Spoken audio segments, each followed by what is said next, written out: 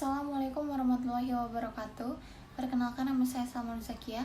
Saya dari kelas 2C. Di sini saya akan mereview pertemuan ke-14 yang telah disampaikan oleh Profesor Dr. Haji Yani Nuraini SHMH dan Dr. Muhammad Rendi Aridayandi SHMH. Alasan penghapus pidana yaitu alasan yang memungkinkan seseorang yang melakukan perbuatan yang memenuhi rumusan delik atau tindak pidana tetapi tidak dapat dipidana. Alasan seseorang tidak dapat dipidana karena perbuatan yang memenuhi rumusan tindak pidana tidak merupakan tindak pidana karena tidak bersifat melawan hukum. Perbuatan tersebut tidak dapat dikualifikasikan tindak pidana, sebagai pelaku tidak dapat dimintai pertanggungjawaban karenanya tidak ada kesalahan. Atas dasar itulah, doktrin atau ilmu hukum membedakan atas alasan pembenar dan alasan pemaaf. Alasan pembenar yaitu alasan yang meniadakan sifat melawan hukum dari perbuatan sehingga menjadi perbuatan yang dibenarkan. Alasan pembenar terbagi dalam 1. Alasan pembenar umum, terdiri dari daya paksa atau keadaan darurat, diatur dalam pasal 48 KUHP. Lalu, bela paksa, pasal 49 KUHP. Lalu, melaksanakan perintah undang-undang, pasal 50 KUHP. Dan perintah jabatan yang sah, pasal 51 ayat 1 KUHP.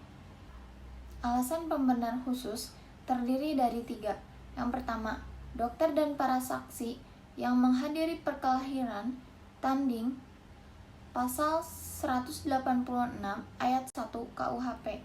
Kedua, pencemaran demi kepentingan umum atau karena terpaksa untuk membela diri, pasal 310 ayat 3 KUHP. 3. Yang dihina dengan putusan hakim yang menjadi tetap dinyatakan bersalah atas hal dituduhkan, pasal 314 KUHP. Alasan pembenar di luar undang-undang. Yang pertama, hukum disiplin dari orang tua atau guru. Yang kedua, kewenangan jabatan dari dokter, apoteker, penyelidikan ilmiah. Yang ketiga, fungsi negatif dari sifat melawan hukum material. Yang kedua, alasan pemaaf, yaitu alasan yang meniadakan kesalahan pelaku tindak pidana sehingga pelaku yang melakukan perbuatan yang bersifat melawan hukum tidak dapat dipidana karena tidak ada kesalahan.